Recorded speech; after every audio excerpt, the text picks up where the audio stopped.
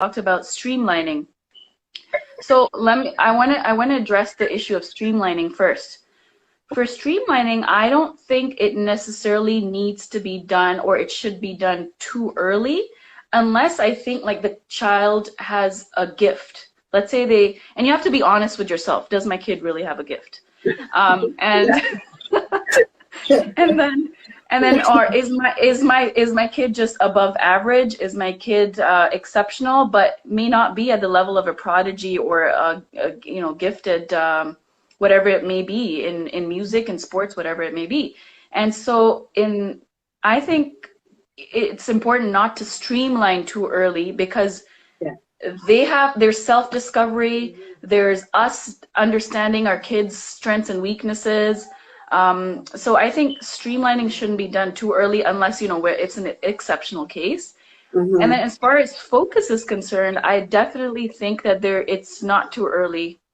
You know how we were talking about starting younger. And so I think the more we expose them to different topics, different issues, and I think the earlier the better. But I think it's about setting high, not being afraid to set high standards for your kids, but still being understanding. It's not the military. And then I think that the whole issue with it not becoming a burden versus it being a habit. Like, I think if something is a habit and you start early, then it doesn't become a burden for your child.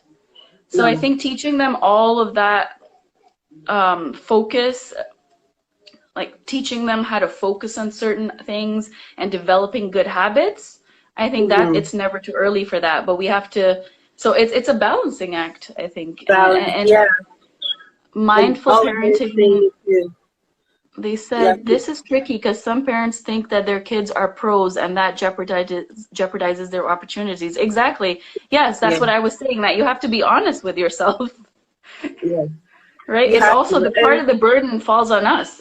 You can't just put that sort of pressure on a child. Yeah, I mean, I pressure my kids too, but at the same time, you have to keep checking yourself, and it's also about your intention. What's your intention towards your child?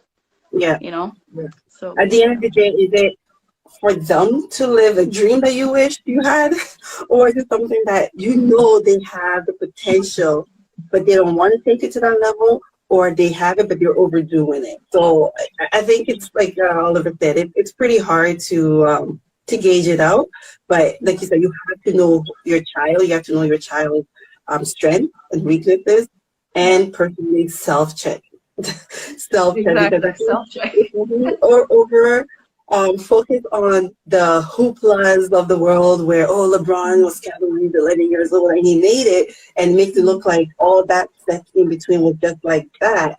If you're pushing your kid into that level, everybody's path is different. Actually, I met one coach before where he told me his story, and I was like, oh my goodness, why don't you share this to the kids? He goes, I don't, because every kid has their path. If I tell them I did this and that, what if that's the focus that they want to do? I can't let them force themselves to live through my path. They have to live through their own experiences and their path. So you're right. That's so true. Parents, and keep questioning them, keep letting them know, okay, are you sure? Are you good? And take it and, go with it with the flow. So with that also being said, what I wanted to find out is between both parents and coaches, because yes, I see that my kid has the talent, or my kid has, the interest. And when you're in a team, sometimes you can tell which kid, you can, like you said, tell certain kids are a little bit way ahead and some are in between, and everybody plays a role. So when it comes to parents, coaches, or even parents and leagues, how do you think we can work together to make sure that my child's needs are also being met based on their level of knowledge and experience and their interest? Sorry, no problem. I missed the last part of what you said. So I was saying, in terms of coaches and parents, how can we work together to make sure that each unique child that is part of the team needs and strengths and weaknesses are all adhered to, so that it could be fully respected and help them excel into their own talent? Yeah.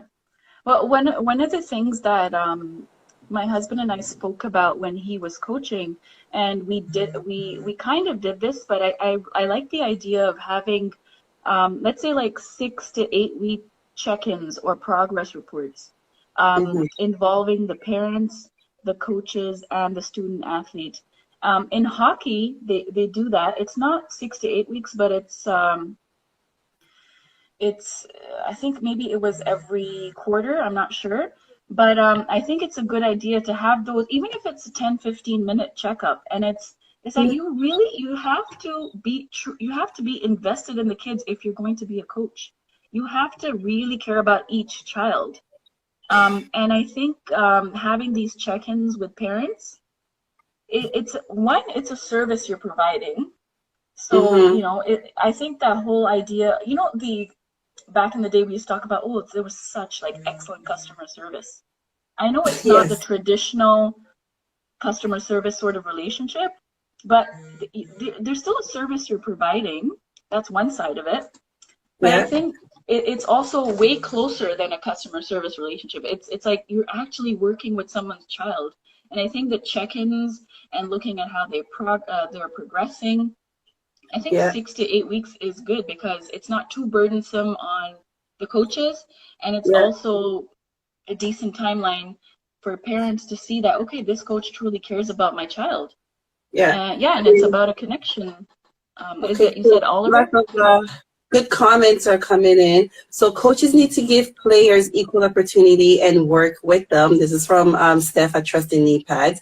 And Oliver adds that constant connection and communication between parents and coaches, definitely. And then Steph also said a lot of coaches are more concerned with winning than helping to develop all players. Yes, and we've seen that. And then Minu says that sometimes coaches don't see the children equally. And I think coaches need to build positive opportunities for children to develop. Yes, though all Yeah, these 3 points are valid because you as a coach, you as a leader, we trust our kids to you to help them expand to the next level. But if we don't have that open communication, um, as parents, yes, I want to yeah, push.